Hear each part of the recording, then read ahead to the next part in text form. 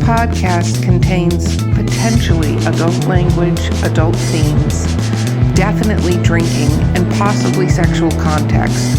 Listener discretion is advised. It's doing the thing. Give it just one moment. You gotta wait. Patience. Okay. Welcome to what? Should I be able to see the thing? No, it's the top. It should say record. It's okay. This is gonna be the beginning of the episode. It does say it's recording a call. Okay. Because the producer will not cut it out. I love him. Okay, welcome to Drinking with Authors. Choo choo choo. COVID edition, which means we're doing this via Skype, aka any audio abnormalities. Too freaking bad. Okay, so I'm your host, Erica Lance, and with me today is J.M. Paquette. And our special guest is Robert Bevan. Oh my God. Okay, we have a little bit of a fan. I'm just warning you, especially since I'm going to be drinking a lot. I have a fangirl moment. But let's talk about what we're drinking. So I am drinking, because I thought it was kind of apropos, the 19 Crimes wine, The Banished. I just saw that at Walmart 2 days ago, and I thought, what is that? Is that like... all right, whose picture is that? Is that a serial killer? Well, what it is that there's an app and you hold it up and it tells you the crime they committed that made them 19 crimes. So it's an interactive bottle, basically. All right, who's that? He is guilty of treason, if I recall correctly. He's guilty of treason, so he was banished from the island because they're all Irish for whatever reason. Kind of lame as far as crimes go. It is, but it's a very good, pretty cheap, I must say, red blend wine that tastes good.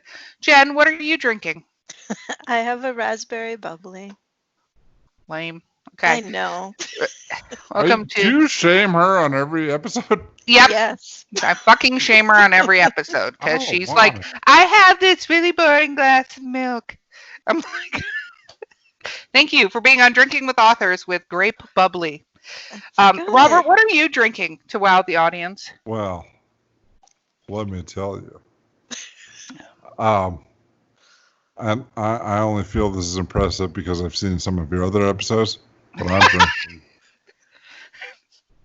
cold and refreshing Bud Light. Bud Light, the now Japanese of beers. Because it was bought by a Japanese company. This is actually a step up. I used to exclusively drink Kirkland Light from Costco, but they discontinued it. That stuff was like 25 cents a can. It was amazing. But now I'm up to fancy pants Bud Light. Stepping it up a notch, I see. Yes, totally. Okay, so for our listening audience that doesn't know who you are, first of all, they should be publicly shamed. But do you mind telling them about you and your writing real quick? Hello, friends. My name's Robert Bevan. I write the Caverns Creatures series of comedy, fantasy novels, and short stories. The novels are called Critical Failures 1 through 8 so far. More to come. In between those, I write short stories that are bundled together in collections called D6, 2D6, 3D6, etc. And I write some other random stuff. Most prominently, I write a bunch of the Shingles stories, which are comedy horror stories that are less scary than funny. And I write some other random things too. I play the role of Klaus Richter on the Authors and Dragons podcast. I just have to say, John Hartness turned me on to that podcast when I interviewed him, and I've been listening to all the episodes, and I'm incredibly jealous. So me and Jen are the OG female nerds that were nerds before it was popular to be a nerd and cute and cosplay back when you had to color in the dice for Dungeons and Dragons. We're those kind of nerds. Yeah, to hit armor class 0 shit. I parried the fireball with the mage, you know. Mm-hmm. Yeah. So anyway, nerds. So I remember finding your book online, and it was one of the 2 books that have ever actually made me laugh truly out loud. People say laugh out loud. Truly, I was laughing my ass off, and I immediately shared it with all of my gaming friends because it was phenomenal. Well, thank you. Do you mind if I ask, how did you find it? It was on Amazon, believe it or not, and it was. Yeah, I believe that. Yes, That's the I only forget place it's at. Okay, well, tone. No. Hey, you're the one that told me to drink before I came here. That's true. I did. I authorized that fully, and I endorsed that. No, I forget what I was looking for online, and I saw it, and it said critical failures, and I was like, this has a D20 on it. What is this? I could not, I bought all of them. I could not stop reading them, and my boyfriend, he's not an avid reader. He listens to audiobooks and stuff. And I showed him, and he went to France and read all of them on the plane rides over to France while he was at France on his way back. He's like, this is the most epic series ever. So that's the best trip to France ever. It was. He stole my Kindle and he took off with it, and I had to load it with the rest of the short stories because I'm like, I think you're gonna run out of content for the 20,000-mile journey. What made you come up with the premise for these books? So where did you start? Because you had to be a gaming nerd to begin this because of your in-detail knowledge of it. So, all right, I'll give you the rundown. I used to play back in starting in late middle school, early high school, and then kind of took a break for a decade or 2. And then when I was in college, I started up with 3rd edition, 3.5 edition, D&D, and then best edition there was. Go ahead. Well, that was my D&D formative years, if you will. And then I left that group of friends because I went off to college somewhere else, and then I went to Korea, and 15, 20 years passed, and I had a group of friends in Korea because I was teaching English there, and we all got married, we started having kids and stuff. And we'd been, every Friday night was ours. We get to go out to the bars, have some drinks, get in trouble, but it was expensive, and the conversation started to run dry. It's like, all right, we all teach English. We all work together. There's not a whole, we all watch the same fucking TV shows. There's not a whole hell of a lot we can keep the conversations fresh with. And and drinking is expensive. So one day or one time, I went back to the States for a little vacation, and I found my old D&D books in my parents' garage, and I thought, what if? So I brought them back to Korea with me, and so I said, listen, guys, this is gonna sound weird. But what if we spend our nights, we can still drink. It'll be cheaper because we're drinking at home. We're buying our beer from the supermarket. And we play D&D. And they went for it. So, and we were just a bunch of drunken idiots playing D&D. And, over time, I thought, what if we ourselves were sent into this fantasy world? How would we do? How would we react to it? How would we cope with it? And that's where the premise was born. I love this because, ironically, at one point in time, me and Jen were with a bunch of our gaming nerds, and this is as adults. This is maybe 15 years ago now. We were grown-ups. We weren't even in high school. Yeah, no, we weren't even in college pretending. And we rolled ourselves as characters. And we all had to, you had to be able to jump over the couch to get decks. And then the only one who did he climbed the fence. He could climb over the fence in your yard. And we were like, all right, you get an 18. That's what it takes for an 18? Listen, we were very generous. We You were need to very juggle generous. swords and shit. Yeah, no. Yeah, we were very generous. It was a very funny night, and there was alcohol involved. But We all had special I abilities. think this is awesome. So your characters in your book get thrust into this. They find a DM on Craigslist, right? Isn't that where they find the DM? Something like that. I think. Yeah.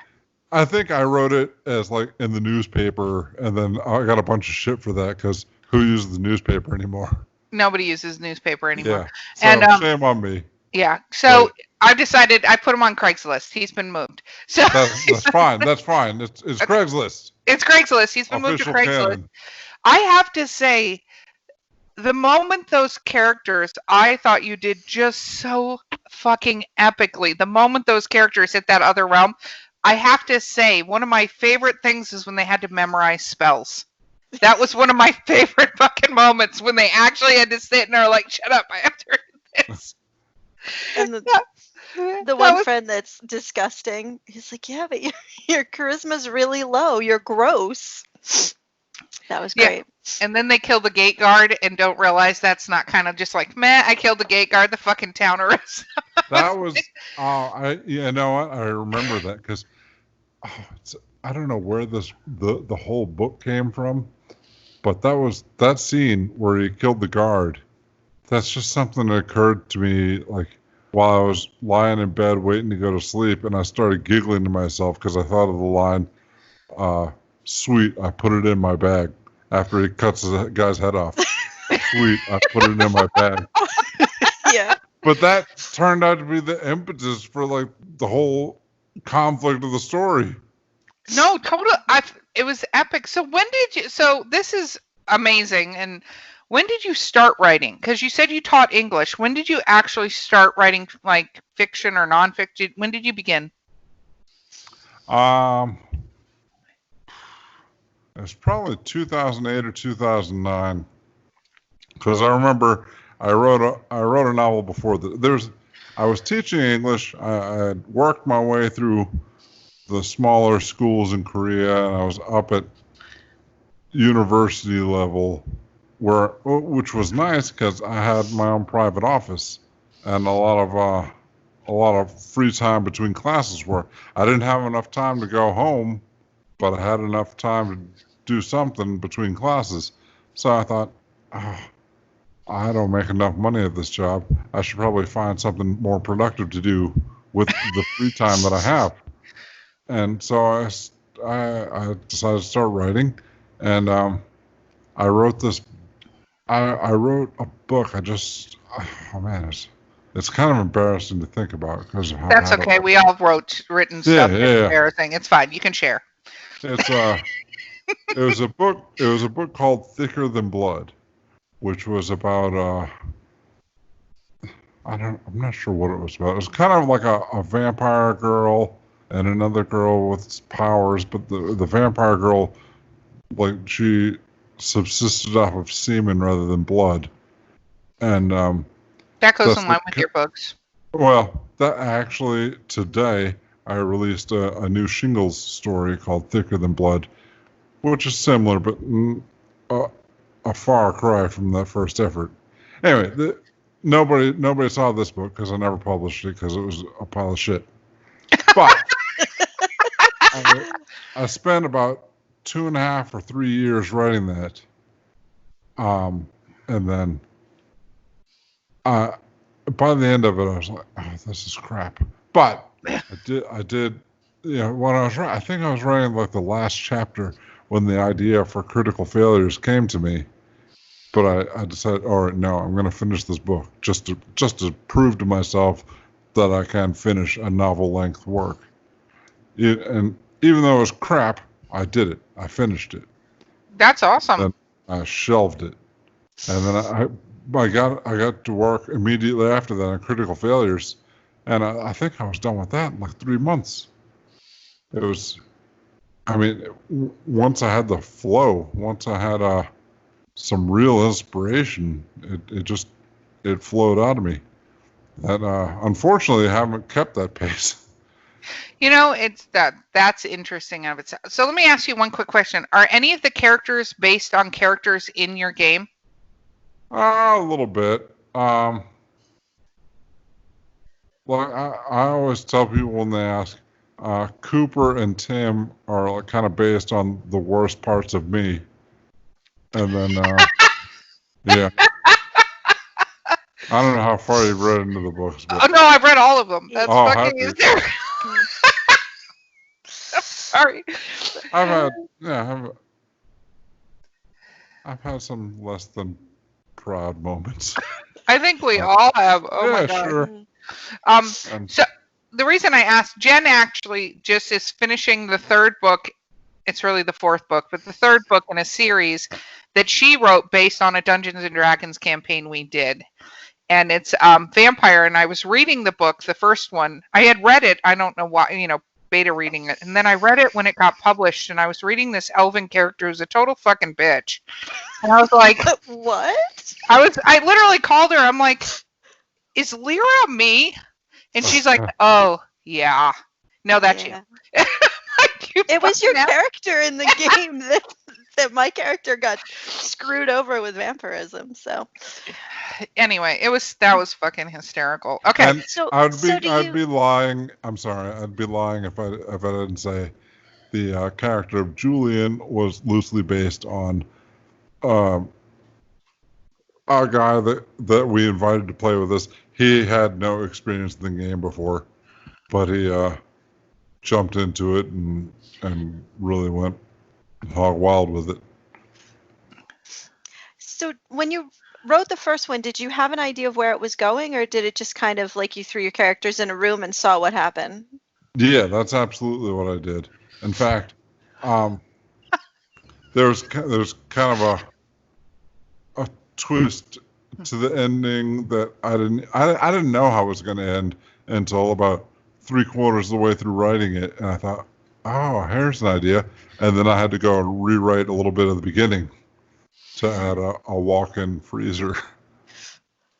Oh, yes. Yeah. I love the walk-in oh, freezer. No. Actually, that's one of the best moments. I'm sorry to say. I love that. I actually love the sister and the bard. Catherine, Chaz, yeah. Catherine, I think, if you've read all the way through, it probably comes no surprise. She's probably my favorite character to write.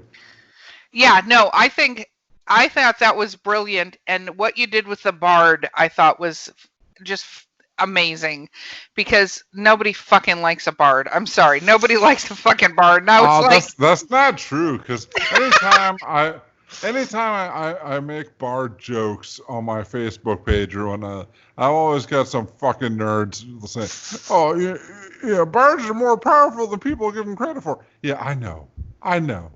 But, it's a trope. I'm making a joke. Get over yourself. Yeah, I was going to say, move out of your parents' basement.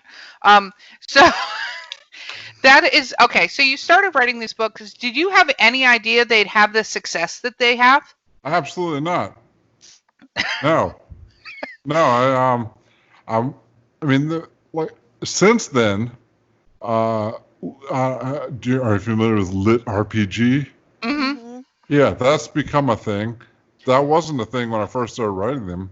I'm not sure if I've gotten any benefit from it, because what I write and what lit RPG is recognized as isn't exactly the same thing. But it's, I'm writing to a pretty niche crowd, because this is like 2 generations of tabletop gaming ago.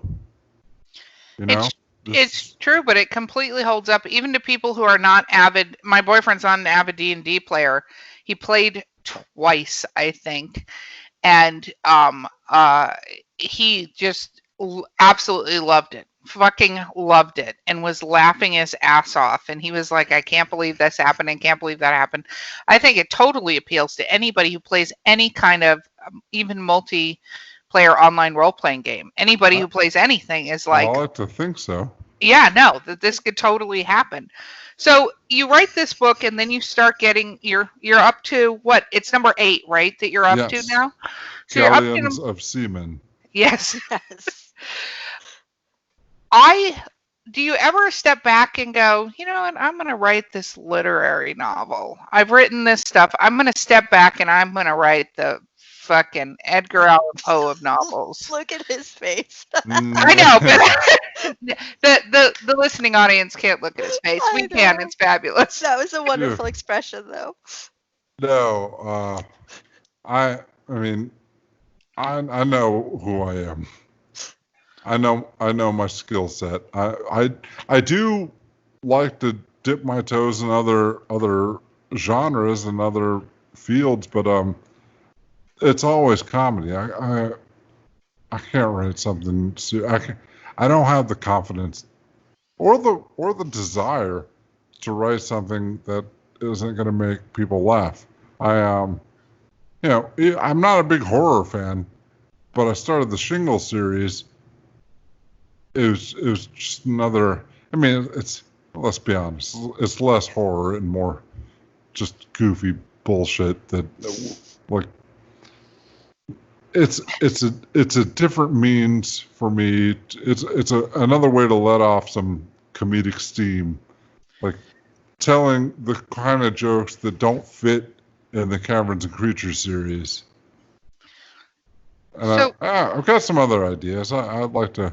I kind of half-assed started a detective series called Hard Boiled Dick, but haven't gotten very far into that. Interesting. So the first book you totally pantsed, obviously. Do you can start plotting the other ones now? Do you have to keep track? Because now you've built an entire epic fucking world. Actually, many worlds, because you built the real world and the not real world, or real fantasy world. I shouldn't say not real world. Yeah. Words. I'm good. It's fine. I've now drunk almost the entire bottle of wine in 20 minutes. # life goals. So, do you feel like you have to do a little more plotting now that you've gotten so deep into the series? I'm going to keep using these metaphors. You like it? No, a little bit. I'm a pantser by nature, but yeah, there's shit I got to keep track of now. It's plotting is difficult for me because it's just not a skill set I have practiced well or much. So I do pants most of it, but I set little goals and I try to keep track of what people have done, what their motivations are and stuff. I've got ideas, especially for the book that's coming, Critical Failures 9. I know how it's going to end. And I've done a smidge more plotting than that. Okay, yeah, you're like me when I write most of the time. I'm very much a pantser. I'm very much like, I'm just gonna, and I'm not one of those people that's like, oh my god, my character is taking me to the left. Well, the benefit from pantsing for me was like I was talking about in the first book. I write, and then 3/4 of the way through, all right, now I got an idea for the ending. I go back and fudge a little stuff in the beginning, and hopefully the fact that I had no idea what was going to happen will contribute to the surprise of the reader. I think it does. I was going to mention that, as I think it absolutely contributes to the fact that these guys have no the characters that you put in this scenario. One of the things I love about it is they are not like epically smart characters. They're not like you get an epic genius and you put them in the game who starts to, and we've all had these guys in our D&D games that fucking know all the rules and like know everything left and right and figure everything out and just annoy the fucking shit out of the DM by, their rule mongering. I love that these guys think they're the shit and have no fucking clue how to actually operate within the confines of the game that they actually know so well. quote unquote. Now that you mention that, I kind of feel like I should put a character in there that does that. Well, see, book 10. Look, book Yeah. 10. You can The name it. know-it-all. You can name it Erica. That's fine. Or Lyra, because apparently she is a total bitch. Thank you, Jen. So, Love you. when you write, when you sit down to write, how long do you go for generally? Like when you're sitting, Go for a word count. what is your word count? Typically I go for 1,000 words a day. But Okay. I mentioned before I'm on a podcast called Authors and Dragons, and it is this group that I started the Shingle series with.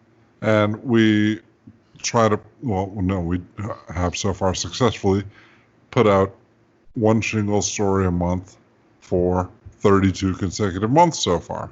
Yay. Sweet. Yay! Awesome. And, but I have put out the lion's share of those because the other guys in the group are not as enthusiastic about Shingles as I am. Well, I mean, not just not as enthusiastic, but they got other shit they got to do. And Shingles is kind of my baby, and nobody buys them. So that's it's not accurate. Some understandable. of us buy them. Just Well, yeah. According to today's new release sales, 4 of you buy them. Thank you. I released the Shingles for July, and said, okay, who's up next? And nobody's ready. And this is like 10 days in. Shit, we need a Shingles for August. No, nobody's got anything ready. So it was up to me. I had to save the Shingles day. So I pumped That's up a my word moniker. count to I pumped up my word count to 2,000 words a day, and I got a new Shingles out in time for August. Hooray! But what that taught me was I can actually do 2,000 words in a day. So now you have a new goal. Not comfortably. Well, I mean, I've done it not like quasi consistently since then. wow. I'm jealous. So how do you write? Do you like, do you have music on? Like, what's your process? No. Is it morning, night? Describe the scene. Morning to afternoon. Like, I don't know. Ever since this COVID started and the kids are home and doing their digital learning at home and stuff, and it's been summer vacation anyway, I haven't really had any reason to get up early. So I get up when I get up. I do a 5-mile walk because I got diagnosed with type 2 diabetes in January, and doctor said, all right, lose some weight and you can reverse this. And okay, I'll do that. I've lost 30 pounds since then. Congratulations. Thank you. Now So that I makes do my walk. sense on the Bud Light versus the Budweiser. So. Oh no, just this is the second cheapest option to Kirkland Light that no longer exists. I'm a humble writer. I appreciate that about you. So yeah, I do my walk, I do my words. Well, actually, I'll watch I'll watch an episode of a TV show while I'm eating lunch between those two things, because I got my son into Supernatural lately. Yeah. I can't get through the last season. I'm not gonna lie, it's very hard. Was pot committed, gambling term, to going through this entire thing, and I got to this last season that they just put out, and I'm on episode 5, and I'm like, I would rather clean the house than continue watching this fucking series at this point. It drives me crazy. Yeah, well, I watched this show. I started it back before we had kids. When I was living in Korea with my wife, who's Korean, and in our apartment we didn't have a lot of television choices. We had one channel that played like English language TV shows, and most of them were shit. So but it was all we had to watch. So. No, I loved the Supernatural show. No. Me too. Listen to me. I begrudgingly watched Supernatural, falsely thinking it was a shit show that I was just, it's all I got. It's my only option. But as I rewatched it with my kids, now that it came on Netflix, I appreciate it a lot more. So wow, it's got some good plots. They got, most importantly, they got some goofy episodes that show that they're having a shit ton of fun making the show, which is what I truly appreciate. Have you seen the Scooby-Doo episode? I don't know, because we are currently in season 9. I don't remember when the Scooby-Doo episode is. I do not remember a Scooby-Doo episode. Well, they go to 15, so it could be anywhere in there. But there is literally a Scooby-Doo episode where they're put into a Scooby-Doo cartoon. And, of course, Dean is trying to hit on Daphne. And I'm looking forward to that because there's, in the past few seasons we watched, the goofy episodes haven't been as goofy or fun. Well, it's interesting. I have a friend that's an author down here named Mark Muncy, and he down here is, where are you? We're in Florida, so we're in one of the downmost places for the United States, and he writes like books about like eerie Florida and freaky Florida. What he does is he traces a legend, and then he finds out what the truth of the legend was, which is just fucking terrifying almost every single time. But one of the things he was actually very good friends with, the first 3 seasons of Supernatural had occult people who knew, I'm going to say this totally fucking wrong now that I've had a lot of wine. There are like occult occultists. I don't know. Whatever. I'm just making up words. But they knew the occult, so they actually, for the first 3 seasons, hired people that knew all these legends and would help write the episodes based on the legend, right? And what actually transpired. And then they got into this whole gods, demons, and devils thing and fucking fired all the people that knew all the actual folklore. Which, when I found that out, and that was only recently, I was a little pissed off at the show. I do enjoy the show. It's campy, it's cheesy. It's kind of like Buffy the Vampire Slayer, which is one of the shows I also enjoy. That show, by the way, would be completely ruined by fucking cell phones. If Buffy the Vampire Slayer had cell phones, that entire fucking show would be ruined. You know what? We have to take a break. We're going to take a quick break, and then we're going to be back with Robert Bevan. Yay, taking a break. Does that mean I can go pee? You can go pee if you need to go pee. Okay. This is the voice of Drinking with Authors. You are at our commercial break, and our commercial is, hey, do you want to be a guest on our show? Or do you have a question for one of the guests on our show? Or do you have a brilliant drink recipe that we've never heard of? That would have to stump us. But you could reach us at drinkingwithauthors@gmail.com or on Twitter, Instagram, or Facebook. You can direct message or even just leave a comment on one of our posts. We would absolutely love to hear from you.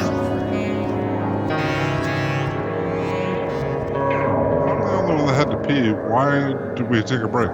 Because you had to pee. You're the You didn't know that. Well, because we asked you we asked you, did you need a break? And you said you legitimately needed a break. No, you didn't say that. You said it's time to take a break. Because on the podcast we have to take a break. It's required. It's like a legal requirement. Just kidding. We have an intermission. If you had listened to our podcast through 30 minutes, you would have known that we have a break at 30 minutes. Well, sometimes we move. If your guests had been as interesting as me, maybe I would have. I think you should listen to the Mark Muncy episode. You would appreciate that. Or, I don't know, John Hartnett, because we literally just played his episode. So, I mean, he's your buddy. I was joking. I'm not that much of an asshole. No, I didn't. I actually kind of hoped you were. Actually, now that I think about it. Okay, so you started writing this. Did you have any ideas before you were sitting there going, I'm not making a fucking enough money being an English professor? Did you ever think about writing? Yeah, I mean, I told you I wrote a whole novel and I didn't publish it. I hope you do publish it one day, or your kids do if you die. He said it was a pile of shit. He doesn't want it published. I know, but how many parents are authors who die and then their kids find something and are like, you know what I'm going to do? I'm going to publish this. You better burn that shit. Well, no, I mean, it doesn't exist in physical form. They'd have to be digging in my emails and, oh, God. I hate just warning. Worst shit they'd find. That's okay. You might want to address that later in your will. Okay, so... you managed to get on not you managed. God, why the fuck did I say it that way? Okay, you are on, I'm incredibly jealous. Maybe that's why I said it that way. This epic fucking podcast playing Dungeons & Dragons with a bunch of authors. How did you meet these guys? Well, Authors & Dragons actually started when I was just Facebook friends with a couple authors and fellow authors, and Drew Hayes made a Facebook post saying something about I don't know, something about his Facebook group, and I said, and I commented on his post, I said something like, oh, I'm kind of jealous they actually have a Facebook group, and then that started a discussion between me and him, and I think it was me that said, what if we played Dungeons and Dragons and recorded it and podcasted it? Drew Hayes, like Poison Elves Drew Hayes. Poison you can tell Elves? I haven't. Poison Elves? Is that him? Same Drew Hayes? He Is used to that draw guy to dead? Poison Elves is that guy dead? Well, there's a Drew Hayes that is dead. There is a Drew Hayes that is dead. See, Google. You should Google before you open your... What kind of fucking bubbly are you drinking? The name Drew Hayes, I was like, don't give me her shit, man. I loved those books. Those Poison Elves books were amazing. I'm sorry, I just nerded out very hard. Jen is my epic sidekick. I'm the superhero. She's my sidekick. She'll never leave me. I love Jen. She's literally what I aspire to be. Jen is a PhD in English literature. Just for the record, she actually, above me and you, knows her proverbial shit when it comes he taught English in Korea. Don't let that fool you at all. My requirement is that, can you fluently speak your native language? Kinda. You're in. Did you pick up Korean while you were there, like a little bit? A little bit. Not enough to ask where the bathroom is and order a beer. Oh, all right. That's pretty much the important shit right there. Got it down. Okay, so you get on this podcast with all these authors. How has that been for you? Because, I started listening to the podcast. It's fucking hysterical. I'm surprised you guys don't get many places on your thing, but it's fucking hysterical. Many places? What do you mean? Well, the game's been going on for quite some time. Oh, right. Yeah. Oh, well, no, if we were effective, it wouldn't be as funny. No, it wouldn't be as funny at all. It's like every D&D game ever where if you run the game, you plan out, you're like, they're going to go into dungeon, there's going to be a dragon, it's going to be epic. And they're like, no, we're going to go to the inn and get arrested. It's like, really? Yeah, exactly. Right. Okay, so we're going to have a sandwich. Every character Jen plays in literally any role-playing game figures out what's going on, tries to communicate it to the group, and nobody fucking listens to her. Like, that is ganked by the bad guy. And then roll up a new character. Yeah, that's pretty much Jen's epic thing in life. What is your favorite character to play? Rogue. Like, what kind? Rogue. Rogue? Me Yes. too. Epic Rogue. Where are you on people who take a level of monk and then do whatever they want afterwards so they get unarmed combat? Are you okay with that, or does that bother you? I don't know what you're talking about. Exactly. No. This is why nobody listens to any fucking character she ever writes. She is one of the most Yeah, amazing you're- humans on the planet, but seriously. I was just because that was a big deal when third edition came out. Everybody could multi-class, so everyone was like, "I'm just going to take a level of monk so that I get unarmed combat," and all the whatever the key strike was and everything. And then they're like, "Oh, and I'll take 6 levels of rogue or fighter or whatever." So I'm like a fighter, but I have a level of monk just in case. It was min-maxing. It wasn't fair. Yeah, that's actually kind of an advantage I think I have with storytelling is that I don't have that kind of mind. Ah. So It- Thank you, Jen. By the way, book 10 is now going to have min-maxing, and all the characters are going to have no, level it's not. fucking It's monk, not. and that's 'Cause seriously. I'm gonna shut all this out of my mind. I would I fucking don't hope want so that at this in point. there. When you go to write your characters, how much of it, like a lot of times when people are formulating the characters, they base it off of people in their real life and experiences they've had in their real life. How much of your characters, besides obviously your personality that you shared with us, are based off of people in your real life?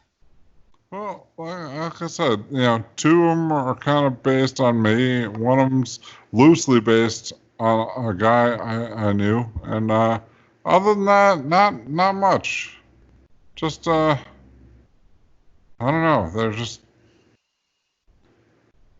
people that pop into my head, I guess. Do you do conventions at all? Well, I mean, not nowadays. Well, not nowadays because we're all sequestered in our home, and Yeah, depending on who you ask, this is not happening. It's not a real thing. But I was dipping my toes in. I was going to Carolinas every year, and then last year we had our first Authors and Dragons convention in Las Vegas. what? You You had a didn't know that. convention in Las Vegas? You didn't know about that? No, because John did not share. John, you are fucking listening. You didn't share everything. You had it. Are you guys going to do another convention in 2021? Well, we're doing an online convention in September this year, and it was supposed to be a regular convention in Nashville, Tennessee, but we had COVID and everything, so we're doing it online, and we've bumped Nashville to 2021. Hopefully, there's not a continuing plague by that point, and I think we'll have a vaccine by that point. well, we'll see. I'm firmly convinced, like the vaccine's supposedly coming by winter of this year, and I'm going to watch to see if I Am Legend occurs and we get zombies. George R. R. Martin was supposed to write a book this year too, so. Why the fuck would you bring that up? And Cause if I trouble. get a GoPro and a machete, we could have like so much content for the online convention. Anything. What's interesting is that everybody's rushing to do this vaccine, and I'm like, I feel like gaming nerds and sci-fi writers and stuff like that really are all sitting back going, what? Have you guys ever even read the book or watched the show on how this occurs if you rush this out? Because everything tells us rushing this out would be a bad plan, but we'll see what happens. I'm okay with watching. I'm prepared for a zombie apocalypse if it happens. I am too, because my career, even before the outbreak, I've been alone in my garage, just typing out stories, and I'll get on the internet here and do a podcast. I love that you joined us for this. So besides the obvious, the vampire sister, which, by the way, Jen, vampire sister, not gonna lie, very similar to your character. What are your other favorite characters in the series?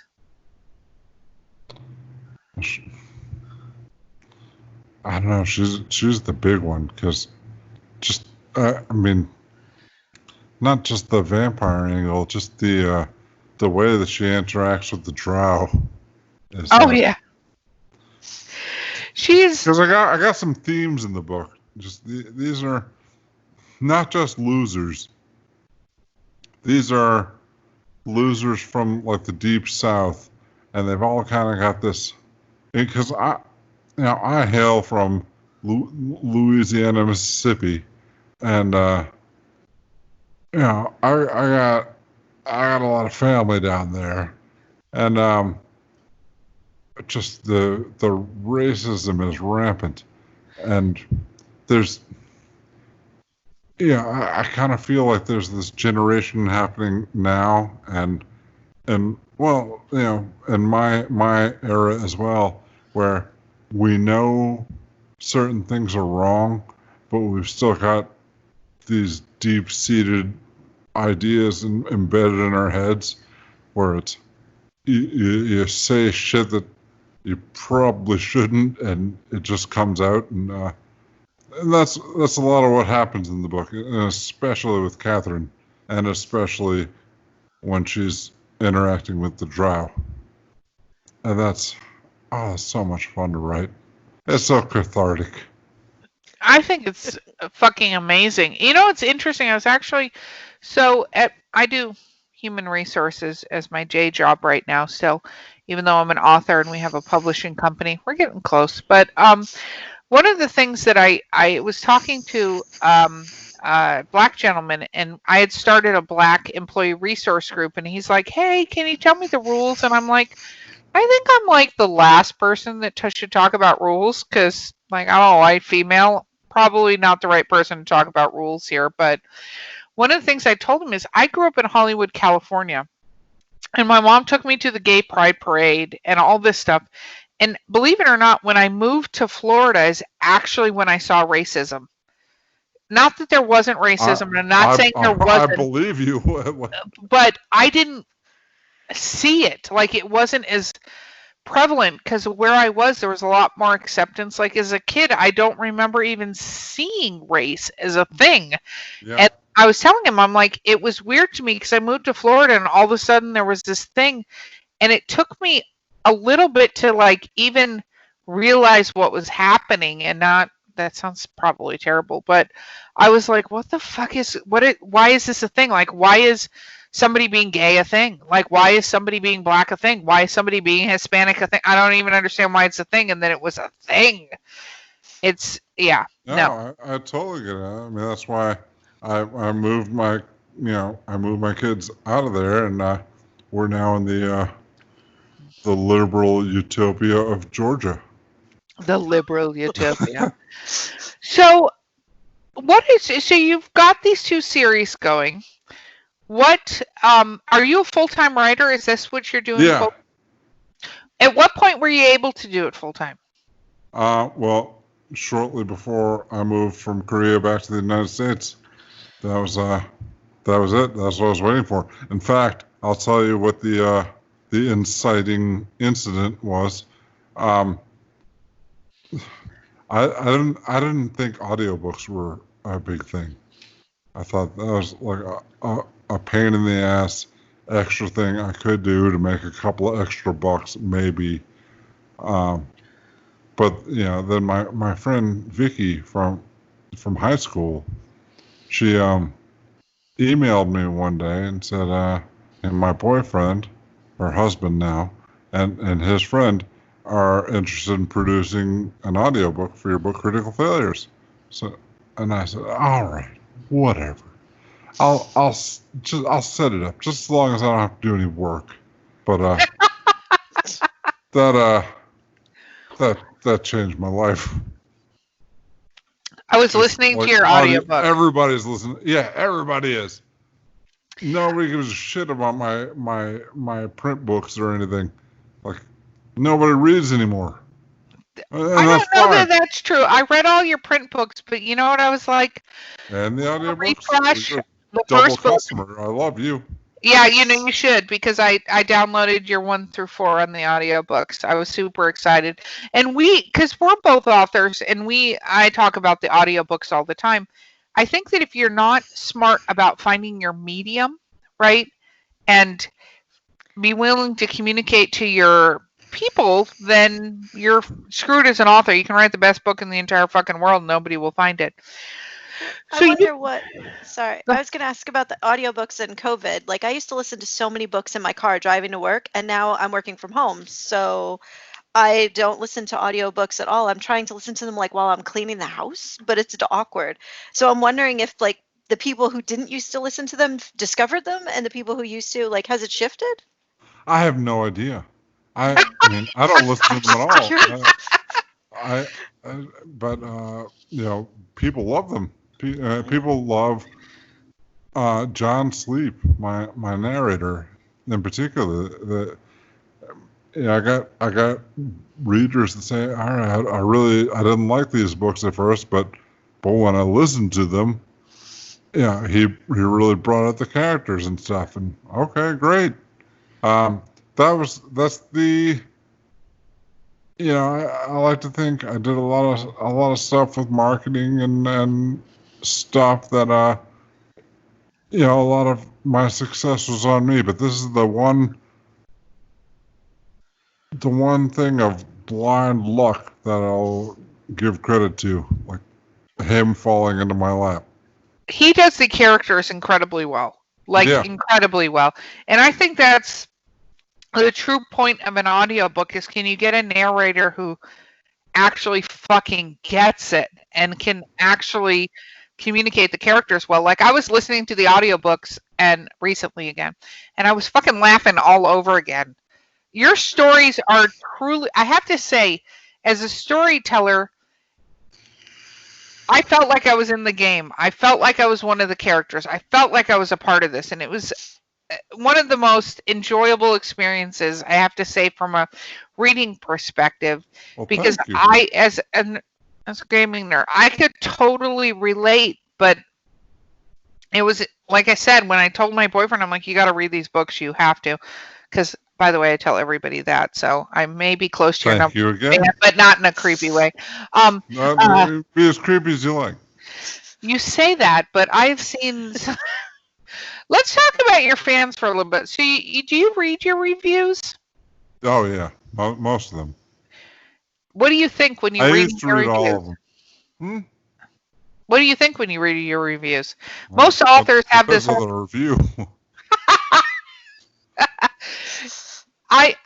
Some authors read them because they feel it gives them insight into some stuff they should look at. Some authors read them because I'm guessing fucking ego, even though they don't say that out loud. But, I've met a lot of authors that don't read their reviews because that's the thing people say. I don't believe those people.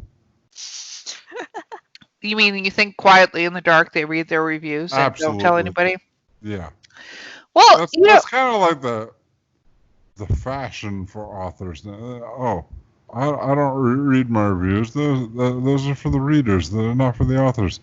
But they're still fucking there, aren't they? You're not curious. I have to say, I was super excited when I got my first 1-star review. So I got a 1-star review on a story I wrote, and the person didn't understand the story, but she was like, Erica Lance is an author who promotes suicide and everything that's okay. And I was like, did you read this story? Yeah. Obviously I didn't respond, but I was like, I actually literally at that moment in time went, thank you for purchasing my book. You gave me money. Thank you for doing that, regardless of what comes out of your fucking mouth at this moment in time. Was that for your title, You Should Slit Your Wrists? Close, Jimmy. But all right. It was a story I wrote, and it was about the fact, and actually Jen partially helped me with the ending. I won't say inspired because that's not accurate. But I wrote a story about a kid who tried to kill himself. His mother found him. He wakes up in a hospital. I'm not going to give the ending, but he's not pleased that he didn't accomplish his goal. And most people, that there's the people that commit suicide that want attention, and there's the people that are legitimately trying to kill themselves. And so that was the point of the story. And she got a lot of things wrong, but at first I was like, am I offended by this? And then I was like, I'm actually not, because she didn't get it. And that's how I feel about reviews, is like, if they go the grammar, if they point out actually something that I need to review, I'm totally fucking fine with it. But they're like, oh my God, it's the best story ever, I love it. Or they're like, oh my God, I hated this story, she promotes suicide. I'm like, well, but thanks for purchasing my book and spending money. I think, like, all right, they give me a 5-star review. Great, they liked it. That's something I can press the button that says, I found this review helpful. And if they give it a 1 star, I'll have a look at it. I certainly won't press that helpful button, whatever it says. But what I want to know is it stupid? And can I screenshot it and make a funny comment in response?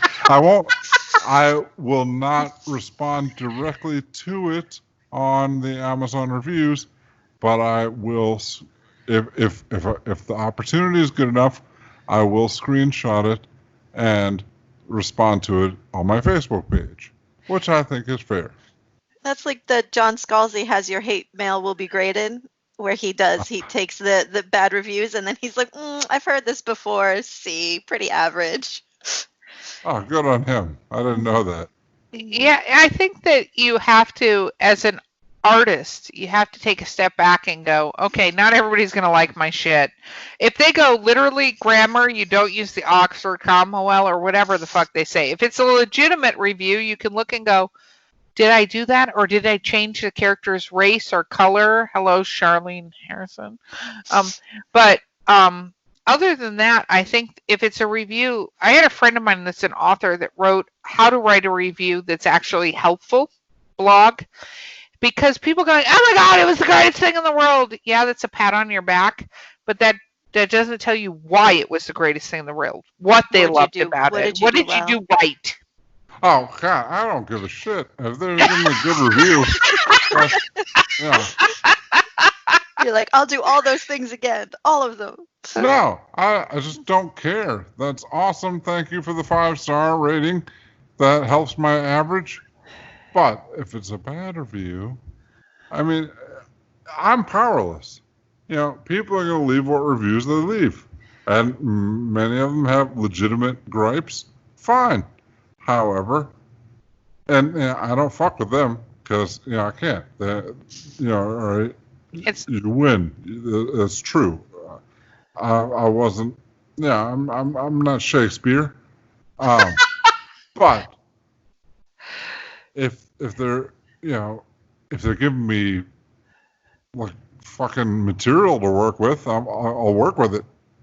If they're saying stupid shit, and I'll just say shit about their mothers and post it on my page. And have you? And do you know? Oh, go ahead. Do you know everybody whose mother I make fun of?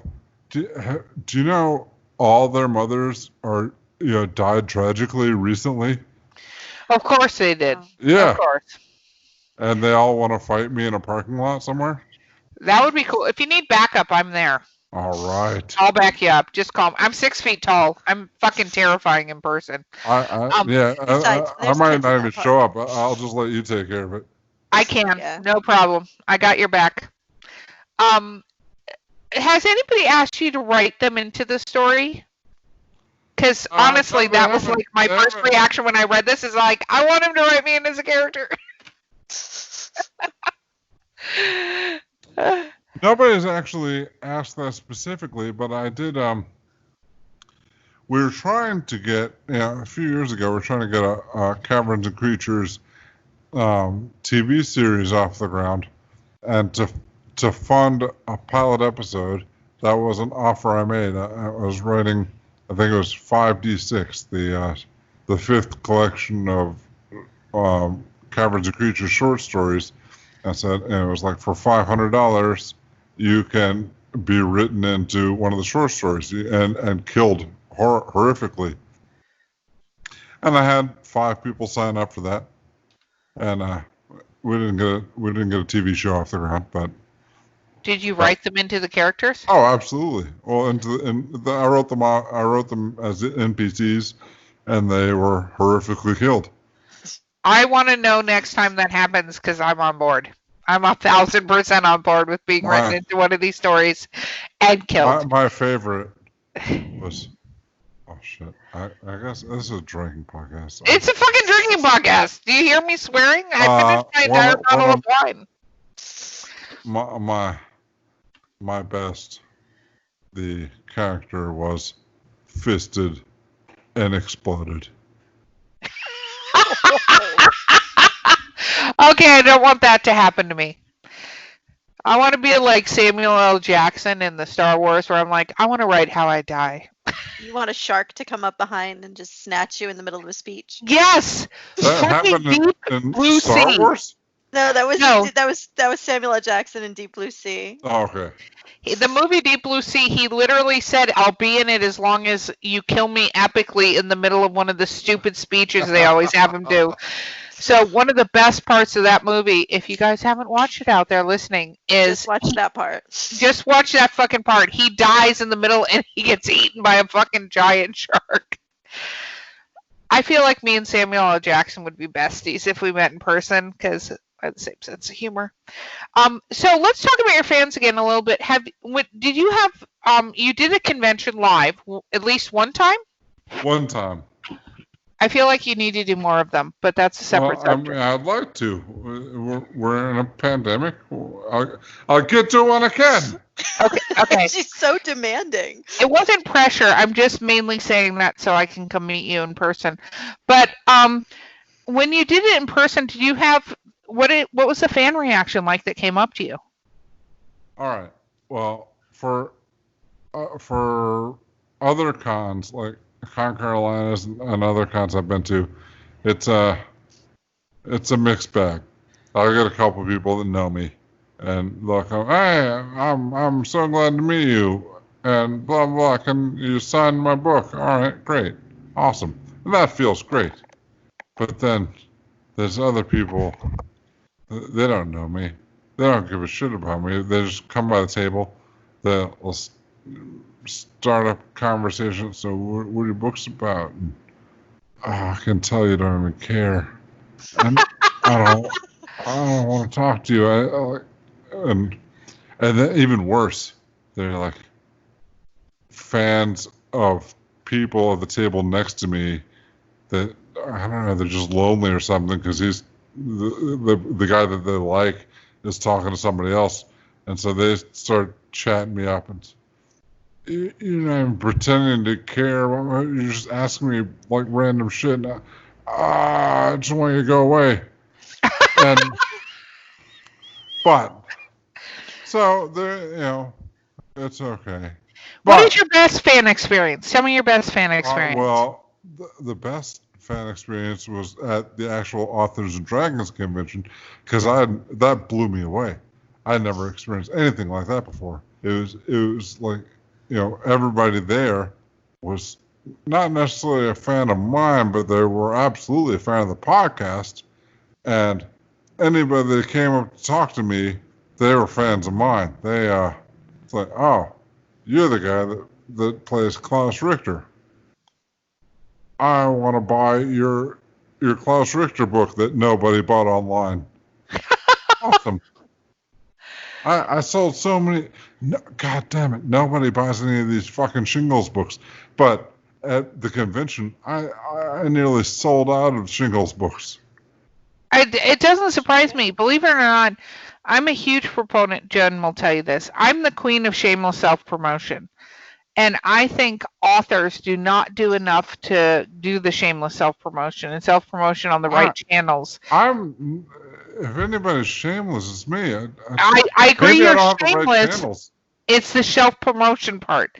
Because, I read your books, and besides being a gaming nerd and loving them, the fucking stories are epic. The characters, you take a level to the characters that not every author I've seen does. Like the backstory, the characters, the evolution of the characters, it's riveting. And I say that because as an author, I know what it takes to fucking go through and do that. But as a reader, I read a shit ton of books fucking every year. I probably read 85, almost 100 books every fucking year.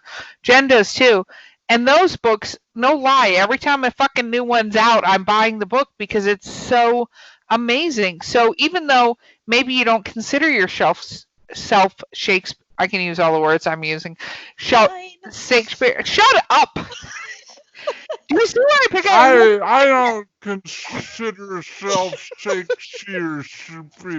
Yes, but you're not Shakespeare, but your fucking characters and the world is amazing. It's not lacking detail. It's not fluffy. It's not bullshit. It's fucking awesome.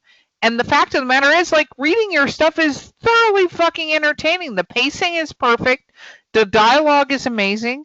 These characters are just, like, I think what I love about them is they're the kind of characters you watch like a fucking train wreck. You're like, did that actually just fucking happen? Don't do it. He's going to do it. Don't do it. Yeah, he's going to do it. I'm going to cast the steed spell. Horse. Yeah. That was epic. Like, sweet Caroline, the fucking bard. I was like, he's just making up shit as he goes, can you tell I'm an actual fan? Like, super fan. So, anyway, I think you're amazing. I think that it's just getting more audience out there to understand how fucking amazing you are. I'm working on it.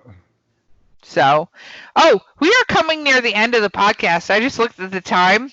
This is why the producer should be on this shit, because I'm not paying attention. Okay, let's do, because we gotta go into the literary briefs episode. What is your shameless self-promotion? How do people find you? Well, you can find me on Facebook.com/Robert Bevan Books. Nobody knows how to spell Bevan. ROBERTBEVAN Books. And I guess the website, cavernsandcreatures.com. That's caverns creatures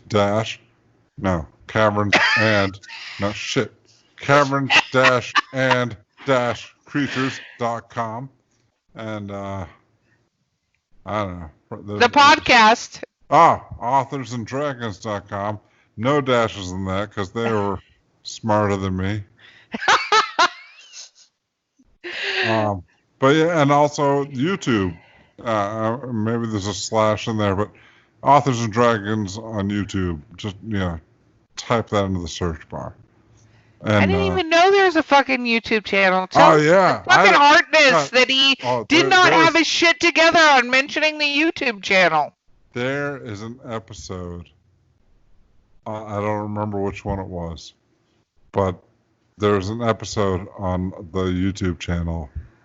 It's an episode on the podcast because it's primarily a podcast, but they've been like revamping it, or like they'll put the map up for and record it for YouTube. And there's this one episode where I realized this after it had been happening for like probably close to a year, and I said, "Whoa, we have the map on YouTube." Yeah, Bob, we do. and they're all trying to be like, no, this isn't just him trying to shill this. This is just a thing that's been happening for a year. And yeah. Oh my God, you have been thoroughly fucking amazing to talk to. Thank you so much for being on Drinking with Authors. It's been my pleasure. So nice. Thank you. Okay. Well, this has been Drinking with Authors. I'm your host, Erica Lance. J.M. Paquette. And we'll see you next time. Oh, hi there. I didn't see you come in. Are you wondering what I'm reading? I'm reading the Author's Accountability Guide, produced by the Four Horsemen.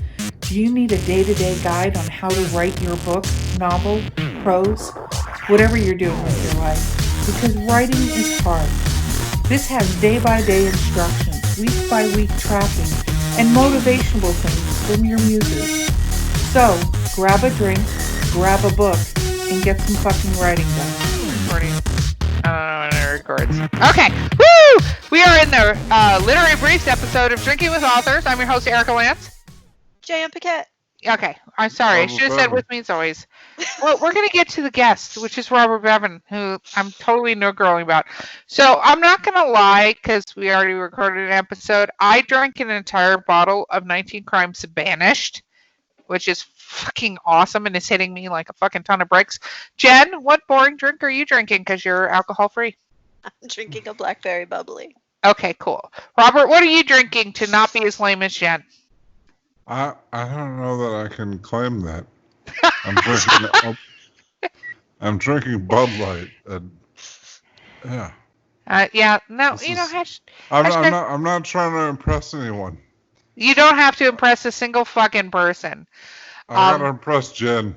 I would. She's actually the smarter of the two of us, to be honest. Jen, are you impressed?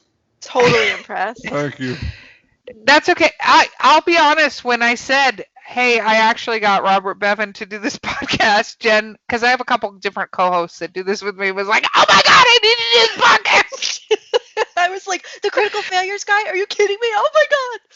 Yeah, that's yeah, You that's have inside two right now. total epic fangirls here doing this, maintaining our composure, kind of barely on this. Okay, we have Robert Bevan. Okay, rapid fire question. Ready? What is your favorite book of all time?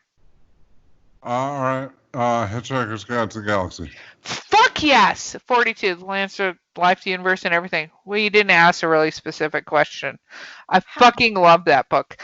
How do you Okay. feel about Dirk Gently? I like the books. I was pleasantly / unpleasantly surprised by the TV series. Oh. Well, no, I was both. It was absolutely not the books, but it was something different and refreshing. Oh, that's a good question for later. But what is your least favorite book of all time? I don't know. Okay, you know what? There's like a book. I don't care if it's something somebody made you read in fucking high school, because we had reading lists, which they don't apparently have anymore. We can edit out dead space, right? My producer is fucking one of the most brilliant people, but no, he thinks it's fucking funny when we have dead space. We'll play Jeopardy music. Da, na, na, na. Do you finish books? Like, if you start reading and you fucking are not interested in a book, do you throw it away? No, not if I paid money for it. So you're So committed. then, is there a book that you've read because you paid money for it that you were like, what the actual fuck? What is this? Does it count if I don't remember the name? Yes. Okay, describe. It was like back in the day when I was a young self-published author, that's not funny. It's fucking hysterical, but it was a Wednesday. Continue on with your story. I was I'd grab whatever was free from other self-published authors that are trying to get their name up there, and they put their books out for free, and I said, all right, I'll purchase your free book to support you. And I was on a plane ride to Korea, and I read one. It was like a murder mystery, and like the big clue was like after 50 years or something, the key was on resting atop the blade of a ceiling fan. Are you fucking kidding me? It was on the ceiling fan? Yes. And then 50 years later they found it. It hadn't fallen down in 50 years. Why the fuck did they have a ceiling fan for 50 years? I don't know. No one cleaned that fan ever. But it was like, the stewardess like passed me a few times and said, "Yeah, you all right?" Yeah. Did you not ask for more liquor? I'm trying to read this book. I'm all right. No, it's like, are you asleep? Are you awake? Do you want food? No. Yeah, it was a shitty book. And sorry if you recognize what I'm describing as your book, listeners.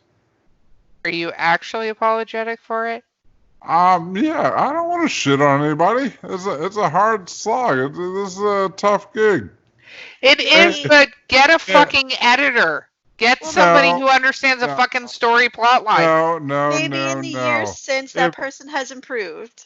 Maybe, yeah, but if they're not actually like a racist asshole or something, I don't want to shit on anybody. I mean, I want to shit on those people, obviously, but I don't want to shit anybody that's just trying to make a living. Okay, I'll give you a little bit of that. Part of me though is like, get a fucking editor, get beta readers, get people to read your stories. Because the problem is you read that book, but you're not like, you know what I'm going to do? I'm going to buy the sequel. Are you going to buy the sequel to that book? No, I don't know if I even finished that book. That's my point. If you're going to be an artisan of the craft, I mean, of course, maybe other people out in the world like that book. I mean, that person knows that they're not doing very well. They don't need me to shit on them on top of that. That's fine. You don't even know the book title, so you can't. That's true. Proverbially shit on them. And if somebody did read that book, they might very well be like, yeah, what he fucking said. That thing was terrible. That's fine. Okay. Next question. Jen, you're supposed to have a list of questions. I'm on this.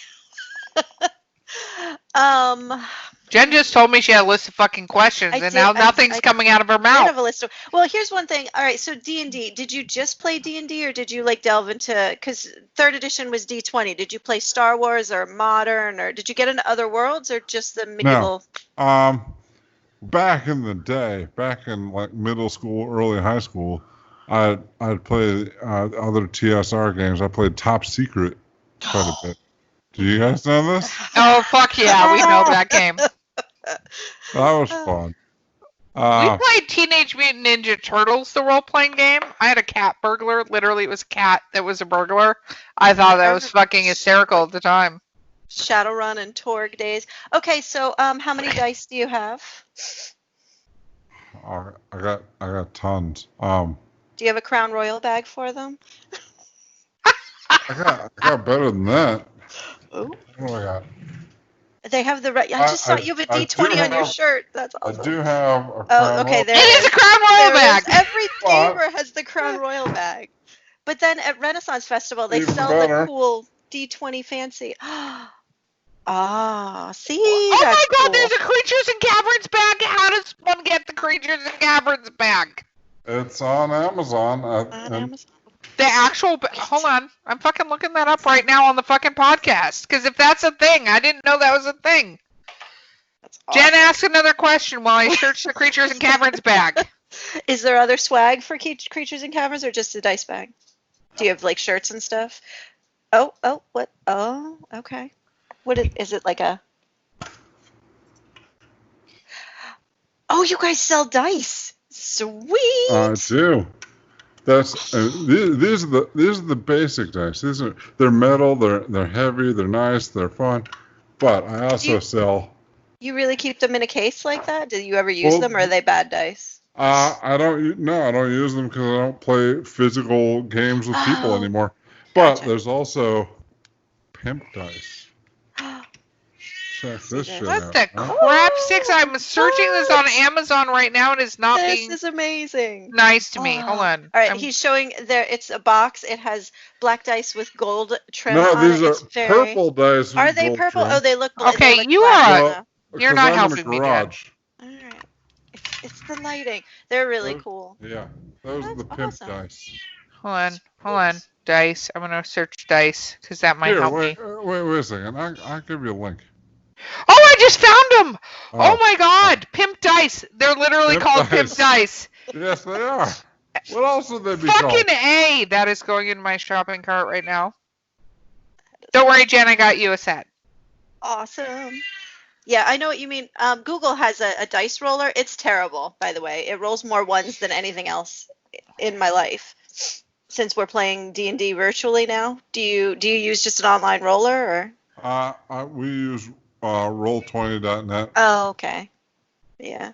I used D&D Beyond now. That's where all my characters are. And I just found out that you can roll on there, which is awesome. So There is a bag of holding online too. Ask a better question, but I'm just saying there's a bag of holding that's a backpack.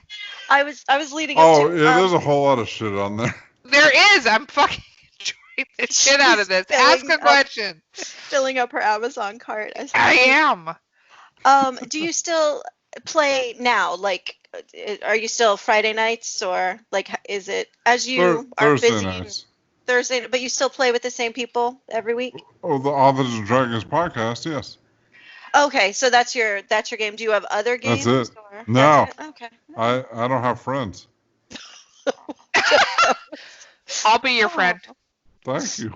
Yeah. There is a Creatures and Caverns tote bag that says, "I believe you'll find the rule clearly spelled on a page. Fuck you, I'm the dungeon master." Yes. That is every game we've ever played. It is every game we've ever played. I'm not going to lie. It's making me very happy, this entire search right now.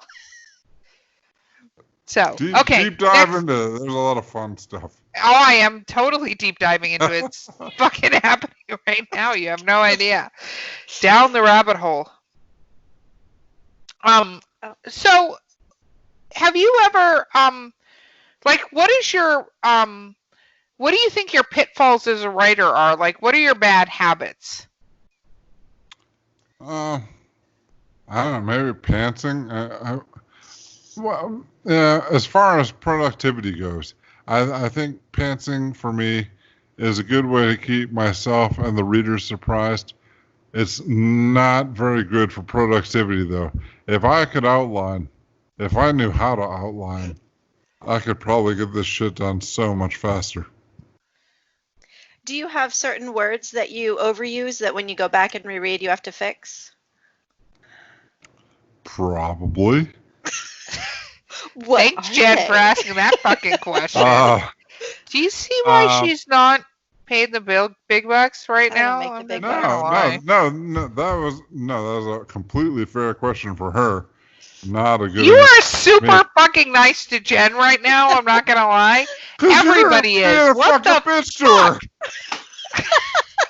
This is the dynamic of our relationship. Thank you. I appreciate it. It was a fair question. I just don't know. I probably overuse suddenly. Is everybody suddenly doing something? No, it's just like suddenly it occurred to her, or something like that. Mm-hmm. I have to say, everybody realizes things in my story. They all realize, and in Jen's stories, everybody fucking shrugs all the time. I don't understand that. So much shrugging. So much shrugging.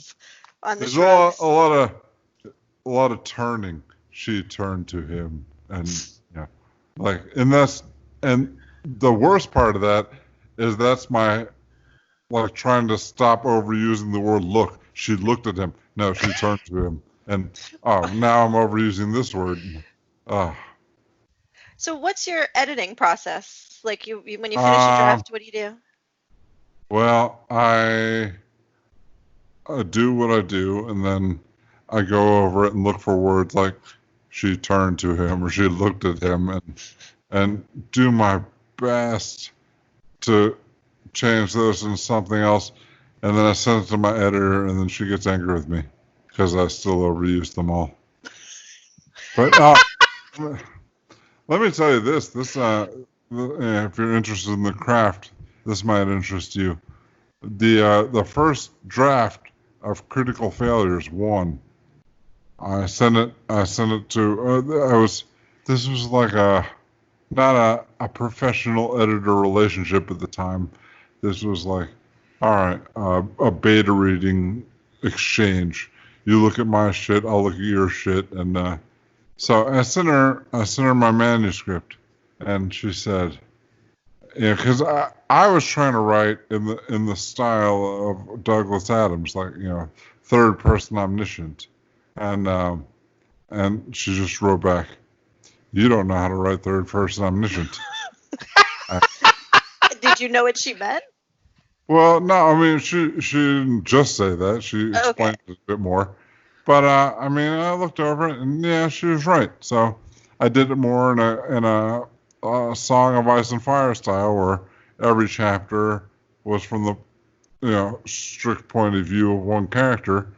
And I rewrote the whole thing because this rando-ass woman that I've never met before told me I didn't know how to write. And that ended up working. She was right. I stuck with her and eventually started paying her. Wow. Nice. Do you have cups? I'm like a little bit obsessed with it. I need to put down my fucking phone right now. I put so much shit in my shopping cart. I'm going to get that in a minute. Jen, do you want purple dice or black dice with red? Ooh, black and red. I figured you would. Okay, moving on. I can't find the fucking bags on there, though, so you're going to have to send me the link for the bags. Okay. For the dice. Amazon? Yeah.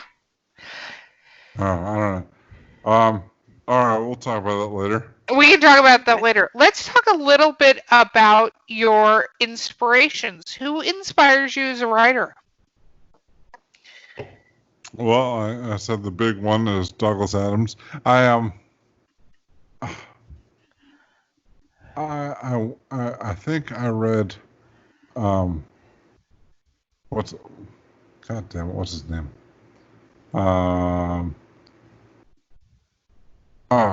Comic fantasy writer. Come on, hand it to me. What's the series? Neil Gaiman. No, Discworld. Terry Pratchett. Terry Pratchett. I think I read them too late, because when I started to read them, I didn't appreciate it. I thought this is Douglas Adams, but not as funny. Sorry. Douglas Adams everyone. had a bit to him that was pretty fucking epic. I remember reading. But I bet if I had started Douglas Adams at the same time I started Terry Pratchett, I might have thought the same thing. But I don't know that. What do you think about all the writers that you do the podcast with? Do you read their books? Some of them, and not as much as I'd like. I don't. I mean, you said you read 80 books a year. I don't. If you write, how do you have all the time? Because I do both. I think it's important as a writer to read. I know it absolutely is, but I don't do it. I wish I did. I wish I had the discipline. I just read at night before bed. I do because I think that it helps me to, I don't know, be a better writer about stuff. Like I watch how people do, because I write chick lit erotica and then I write horror books that do not have happy endings. So I have to kind of feed off of what other people have found as good little tweaks to their books and stuff like that. Not that either one of those is, no, I guess they're sexy and fun, but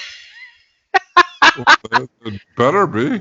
yeah, no, they're super sexy and fun, but I think that it makes me a better writer to be a good reader, but I'm one of those nerds that fucking just read so much as a kid, and hence the reason I got into D&D. I got into D&D when I was 14, which I am disgusted to say was 33 years ago that I started playing Dungeons and Dragons. I fucking math. That's how we met. That is how we met. That's how I met the amazing and illustrious J.M. Paquette here, who is... I just showed up at her house one day. She did. Like, It was very creepy. I heard there was a game. Please let me in. It was a gated community. She had to call me. I wasn't surprised. Mm-hmm. But we played Dungeons and Dragons together, me and Jen, for like 20 plus years now. Yeah. We still play Dungeons and Dragons. Not right now, but we've played for years and years and years. My favorite character is a rogue as well. Not gonna lie. Well, let me ask you, why is that? I like the rogue because I feel like I don't like being a tank. I don't like being a fucking wizard because they're squishy. I feel like a rogue has all the advantages of being literally the epic, most coolest character in the game. I'm just a firm believer. Like when I do my rogues, I do them in a way that they can do pretty. Even if I have a shitty rolls and stuff, Okay, I take it back. The best character I ever had was a Cavalier, which was in 2.5 or 3.0 edition D&D, and it was. And we're saying this, and people are listening to the podcast. Their authors like, I have no idea what she's talking about. But I had a Cavalier, and she had a 7 wisdom, which, just for anybody listening, 12 is average. So she was fucking stupid, and she had no street smarts and thought she was the greatest thing in the world. It was actually the funnest character I ever played. Her name was Murphy of Waterdeep. Yeah, so everywhere she went, she was like, my name is Murphy of Waterdeep. Have you heard of me? And she assumed just everybody had heard of her. She went from being like this, the way that, kind of, basically. Exactly. So she went from having created all of just being in the right place at the right time to look like she was like this epic character. And she totally was the worst character in the entire fucking world. Like, she was terrible. But it was a lot of fun to play. But all the other characters I've played, even in online games, have been rogues because I think they get the best abilities. Well, I mean, especially I've been diving into that a little bit in Book 8 with the character who finds out he's a rogue, and he's... compared to the other characters, he's just not impressed with his abilities. However, I personally like being a rogue because, kind of for the same reason. Because I feel like that's like if I were to be a character in one of these stories or campaigns, that's the one I could most easily actually be. Like, I don't have magical powers. I can't fight for shit, but I can like hide and stuff. This is like if it was me. Like we went into in the beginning in the episode where if it was just me thrown into a game world, not even as a character, not even as like a rolled character, just straight up me. That's the one I could feel most easy to emulate. You know what I mean? Totally. Yeah. Totally. No, I love rogues because I think they're slightly underestimated in how fucking badass they can be. Like, fighters are like, I'm going to be this great fighter. And you're like, I can do way more fucking damage if I sneak up on that shit. Like, I can fucking kill it. The sneak You attack can't. kills me. I can't play a rogue. I have to play distance.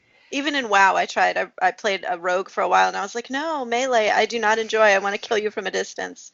I have a ranger right now, and rangers in the new D&D are badass. Like, she's stronger than the fighter in the group. So I always play a halfling, though. Of course she does. Let me just discuss Jen's characters. Always these epic badasses that have this integral secret that nobody listens to, period, in any game. Ergo, they become ignored, and we go down the plot line anyway, regardless of what they say, and then they die. My characters usually do die. But That's true. It's fine. It moves the story forward. So, what is your favorite stuff to read? I don't read as much as I'd like. And now you're outing me as a illiterate fuck. Well, that was literally my goal. I was like, you know what, Robert Bevan, fuck him. He's an illiterate fuck. I'm gonna out him. No, just what do you like to read? I'll give you a couple of examples. Do you know Jasper Fforde? Yes. Love those. Yeah. See, even here I'm going to disappoint because you're not disappointing. What do you mean, even here? I'm excited. No, all right. I like Jasper Fforde, but I like his Nursery Crimes series. I haven't read his other stuff because I don't feel well read enough to get the references. You can still appreciate it without getting every joke. Can you? I don't know. I haven't dared. I want to read all the other shit, but I don't actually want to. I only want to appreciate his take on it. He But, still has the same clever voice and turns of phrase. It's pretty. It's fun to read. have you read the Nursery Crimes? Yeah. So it's a different. Are they not great? They really are. I just like the voice. The Yeah. way that yeah, it's good stuff. But the Eyre Affairs, the first one, and it's definitely, you don't have to know even anything about Jane Eyre to read it. It's still just a mystery. But it helps though, doesn't it? Yeah, but I You mean, appreciate it more. yeah, but it's like, But I got to read Jane Eyre. No, if it's just like you're a gamer, I wanna read you could watch fucking somebody Jane Eyre. play you could, but you could watch somebody play Shadowrun. It's not a game that you're familiar with or a system but you know enough about the mechanics to follow. I don't know So. anything about Jane Eyre. You don't need to. Just read the Eyre Affair and you'll get through it. Although Jane Eyre is really weepy, and the end is a little silly, but it's How okay. long is Jane? Is that a big book? Don't fucking read that book. That book is so fucking long. It It's is not that worth long. reading. It's- Shut up, PhD English literature. Nobody's Hey, interested. there Fuck are- Jane The Eyre. only reason I want to read Jane Eyre is because I want to read the Eyre Affair afterwards. You don't need to read Jane Eyre. I know. It has nothing really to do with it. They just yeah, it's if you're not the kind of person Have you who read just Jane wants to Eyre? read- Yeah. I fucking Fuck you, I don't threw it believe down. It was terrible. I Jane want to Eyre- hear this from someone who hasn't read Jane Eyre and still Okay. appreciates it. Because I know what Humpty Dumpty is, and that helped my appreciation of But if the you're big reading a old book breezy. where you had never heard of Humpty Dumpty, they would just be like, "Big egg fell off No, wall. no, couldn't no, get no. fixed, Then you're I in." would not have appreciated as much at all. Do you see why she gets killed in every fucking campaign she's in? I'm not lying. This is why. I love her. She's one of the sweetest people in the world, but shut up. I know. Jane Eyre is one of the few, I read, because I went to school, I had to read all these books. I did not enjoy all of them. I went to school. No, I went to school for as long as you can go to school. No, I could still be going to school and be fine. But I see part of the reason why I read so much now is because I get to pick what I read. Because for so many years I had to read, like Jane Eyre, I actually enjoyed, but I had to read some shit. And I'll be honest, I had to read Sylvia Plath. I'm sorry, I know people love her. I can't stand her, and I hated the bell jar, but I got through it. And like Virginia Woolf, if she didn't drown herself, I would drown her today. I swear to God, I hate those books, but I read them because I had to. So now today I'm like, I'm going to read this ridiculous book because it's for me. And yeah, I just went on a rant. Wow, you got Jen on a rant. First of all, you get a gold star for that, just so you know, because normally she doesn't fucking go on those kind of rants. But Jane Eyre is one of the ones that was actually enjoyable. Wuthering Heights, on the other hand, I was like, you guys both suck, and I hope you die.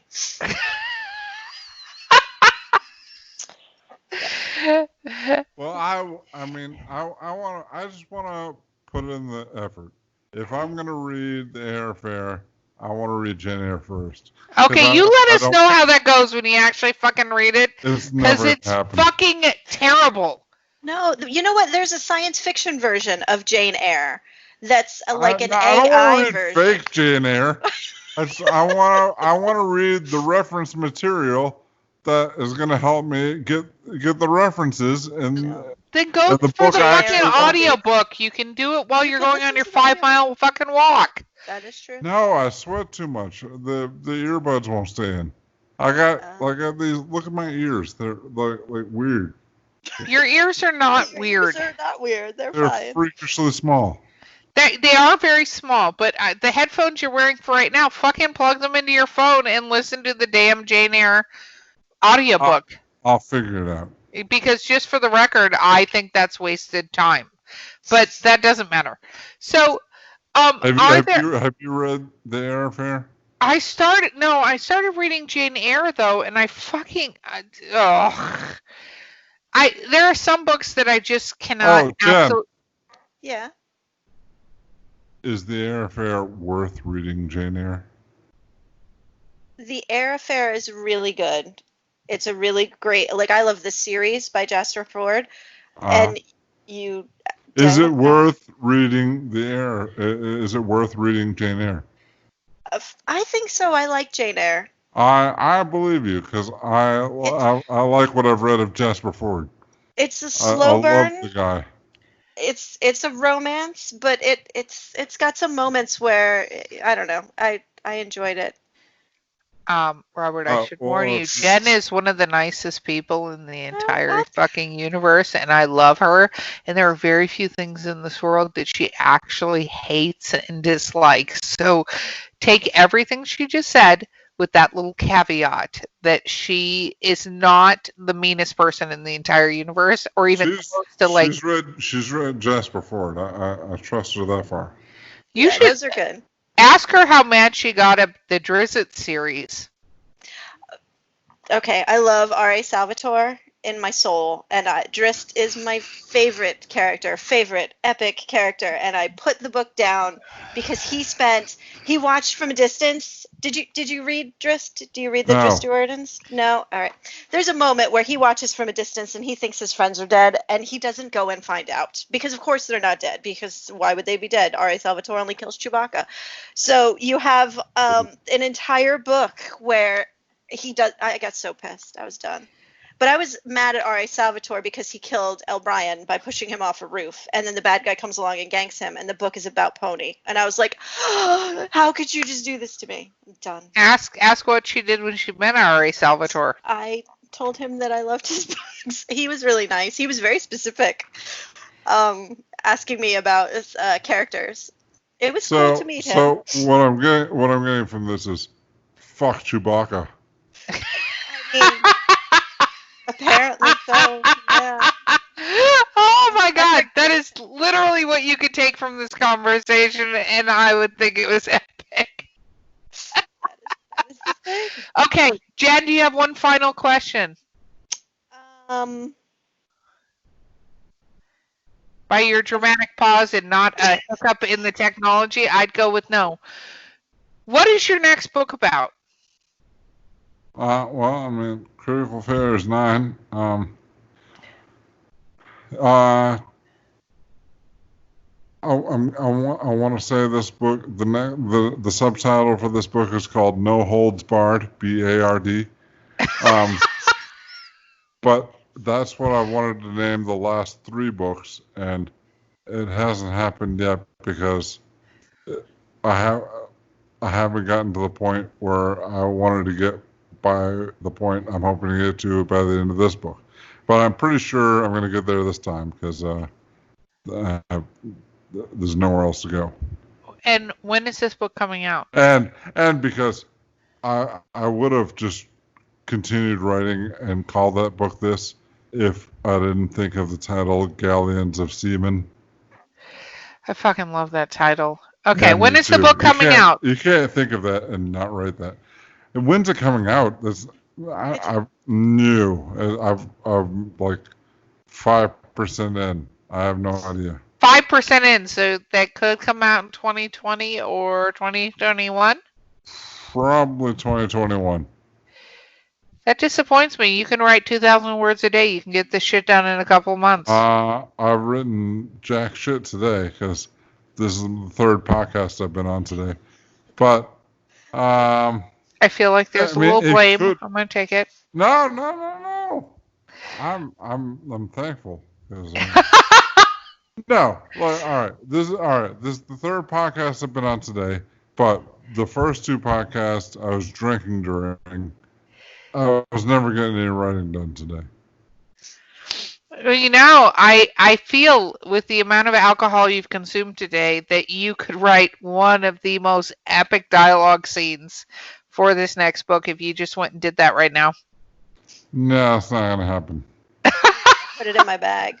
Yeah, I'm not one of those guys. I don't write drunk and edit sober. I write sober and drink later. I can't. I just can't write right now. I feel you on that completely. You have been one of the most phenomenal guests, and I'm totally. I know, right? This was fun. You have been phenomenal, and I'm so glad to have met you because you are literally one of my literary heroes. Your books are so amazing, and I understand they're not like, as far as you're concerned, but they are fucking epic and made a huge impact on my life. So thank you for that. Well, thank you too. Yes. So, shameless self-promotion plug. How do people find you? Well, I think I said that already, right? I know, but you said it on the last podcast. You got to say it on this one too. Oh, this is a different thing. Okay. Different one. Different episode. Facebook.com/Robert Bevan Books. That's RobertBevan Books. Or CavernsandCreatures.com. That's Caverns-and-Creatures.com. Or look me up on Amazon, Robert Bevan, Bevan.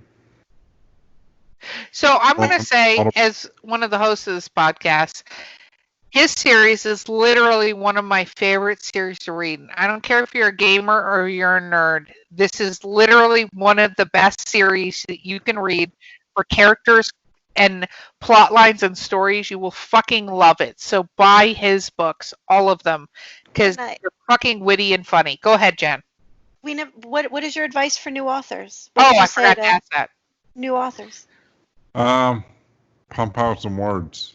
Just every day. Set a goal. Do it. I like to do 1,000 words a day. But even if it's 500, if you're just getting started, just set a goal. I mean, anybody can do 500 words a day. That's not. But you do that. What is a novel? 100,000 words. So it takes 200 days to get 100,000 words. That's a big novel. You can do that, and that's big. You got that. Just keep it up. Little chunks add up into big chunks. It's here some cliche shit. It's a marathon, not a sprint. But no, it's absolutely true. I mean, just the little chunks add up into big chunks, and it's just so daunting at first when you want to write this lengthy work, and you write a little bit. You write 300 words. Holy shit! What have I gotten myself into? But no, you keep going. You keep going, and it's so hard because you're not going to get. It's especially hard because you never know if you're going to get paid. Like even when you finish, I got my 100,000 words, my 200,000 word epic length novel is finally finished. It's edited. I paid for this book cover. I paid for the editing. Nobody gives a shit. That's always a possibility. It's true. We do it for the passion. Yeah, well, I mean, the passion is one reason to do it. Money is another. I mean, I like it when both happen. Both. Yeah. But it's kind of like the act and the orgasm. It's a business. You have been thoroughly fucking amazing. Thank you so much for being on the podcast. Oh, thank you for inviting me. This really made my Saturday evening. Awesome. Thank you so much. So I've been Erica Lance. J.M. Paquette. And this has been Drinking with Authors.